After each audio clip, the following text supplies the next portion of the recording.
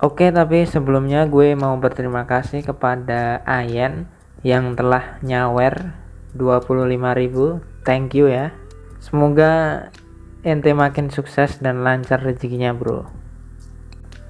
Oke, pada kesempatan kali ini kita akan belajar bagaimana cara untuk move on. Tapi sebelum kita move on, kita harus ketahui dulu apa saja kesalahan yang dapat menghambat move on. Kalau kamu menghindari 7 kesalahan ini, kamu akan lebih cepat dan lebih mudah untuk move on. Kita akan langsung mulai aja dari yang pertama. Pertama, kenapa kamu itu susah untuk move on? Karena banyak orang masih stalking mantan. Jadi kalau sampai hari ini kamu misalkan habis putus, tapi kamu masih sering lihat status mantan kamu, stalking mantan kamu, ya itulah yang membuat kamu itu susah untuk move on. Kenapa? Karena kamu masih mencari berita tentang dia, masih stalking sama dia. Kalau kamu memang masih bener-bener dendam, masih bener-bener benci, lebih baik untuk sementara waktu diblokir aja dulu atau di-unfollow dulu. Kalau memang kamu itu dendamnya terlalu berlebihan.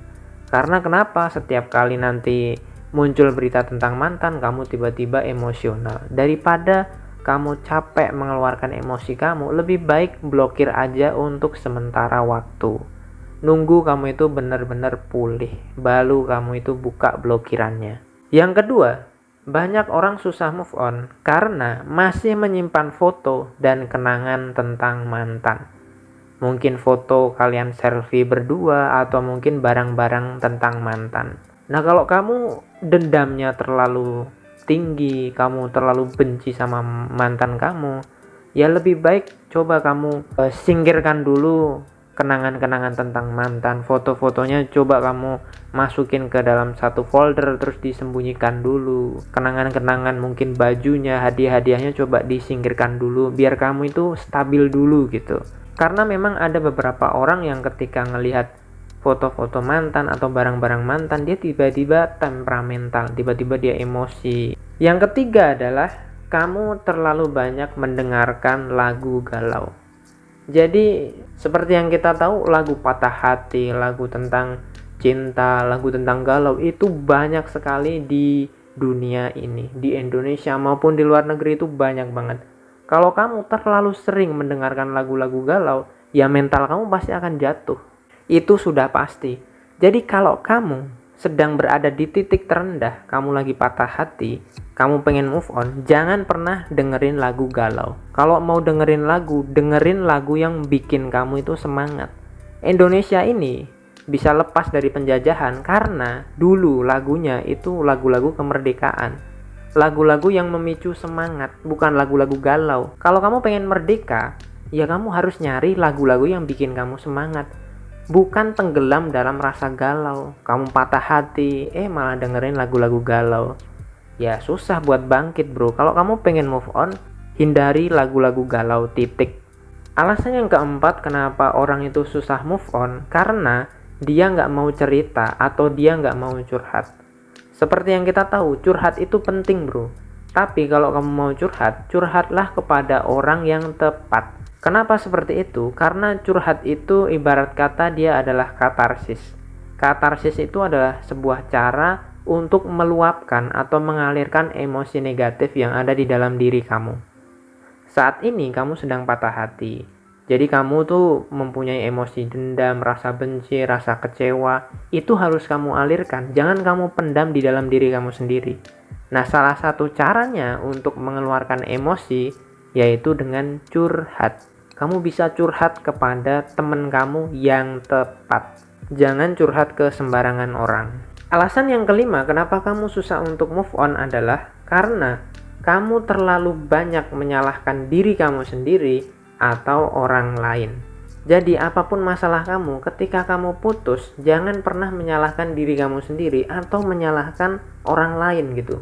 Mungkin ada orang ketiga atau mungkin mantan kamu ngelakuin kesalahan, ya udah biarin aja, maafin itu kalau kamu mampu. Kenapa? Karena kalau kamu nyalain orang lain, ya itu akan sama aja. Semakin kamu menyalahkan orang lain, dendam itu akan semakin membesar. Dan itu akan menjadi bom waktu di dalam diri kamu sendiri. Sama juga ketika kamu menyalahkan diri kamu sendiri. Karena ada banyak orang yang ketika putus itu malah menyalahkan dirinya sendiri gitu. Wah, ini karena aku nggak bisa menjaga dia. Wah, karena ini aku nggak bisa menuruti keinginannya dia. Jadi jangan menyalahkan diri kamu sendiri, bro. Kalau putus ya udah putus aja gitu, selesai. Nggak perlu kamu menyalahkan siapapun, nggak perlu kamu menyalahkan diri kamu sendiri.